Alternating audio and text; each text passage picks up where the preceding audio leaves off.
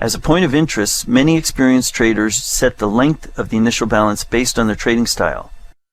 For example, many bond traders choose the first 90 minutes to coordinate information generated when the stocks open, allowing them to evaluate the impact of the stocks on the bonds for that session. Here we have an example of range extension, the market activity occurring above and/or below the range of the initial balance. On this chart, we've highlighted both a buying tail on the low side of the session and a selling tail on the high side of the session.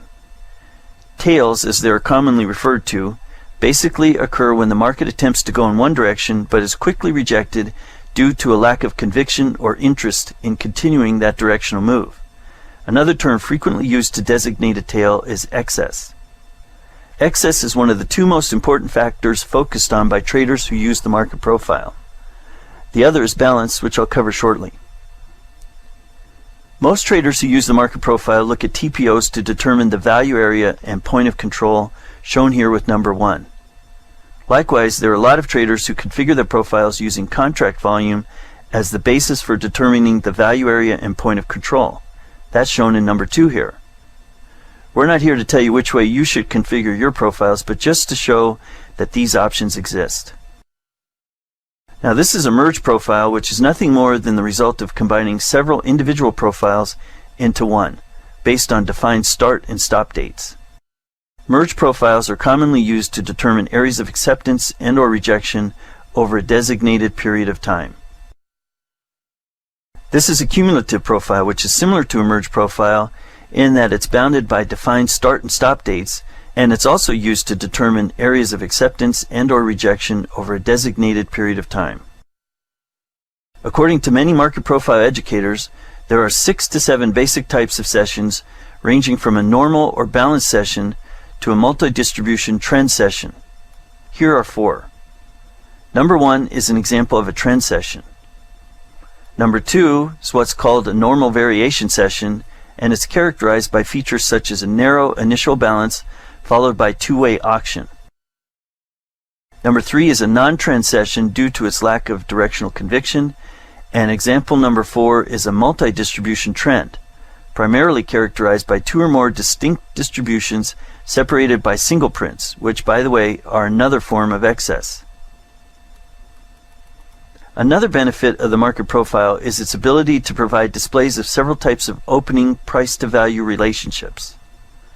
For example, profile number 1 shows an opening inside a value, which frequently tends to favor both higher and lower prices. Profile number 2 shows an opening above value, but within the previous session's range, which favors higher prices.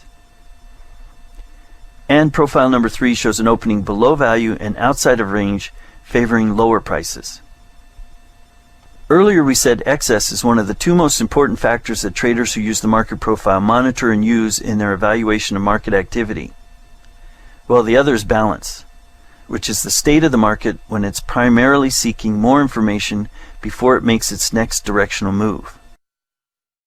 Many traders, as part of their methodology, have a set rule to go with all directional moves out of balance.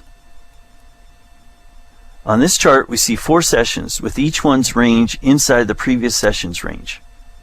Inside sessions are another form of balance, whether they are a session or a single period within a session. Here we see an intermediate term balance or bracket area covering a span of 18 sessions. And here's an example of a longer term bracket or balance area spanning 32 sessions, all within just 2.5 points or handles.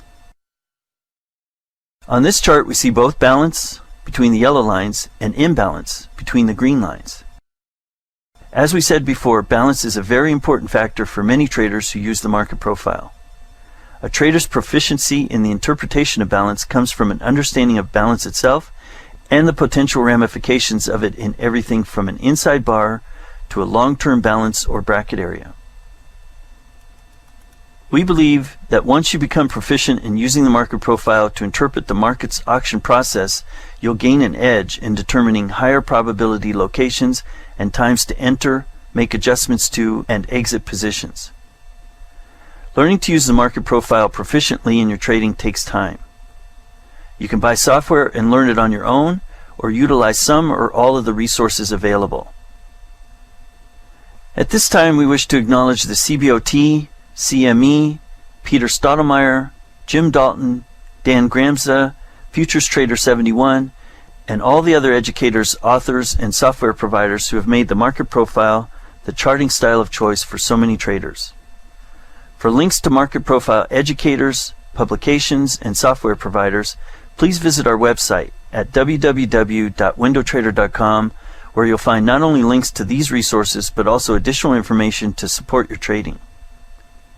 Finally, we on the Window Trader team have as our purpose to help traders make positive differences in the way they interpret and evaluate market information, prepare for and conduct their post-trading analysis, calculate potentials and probabilities, make and execute their trade decisions, and think, plan, and take action.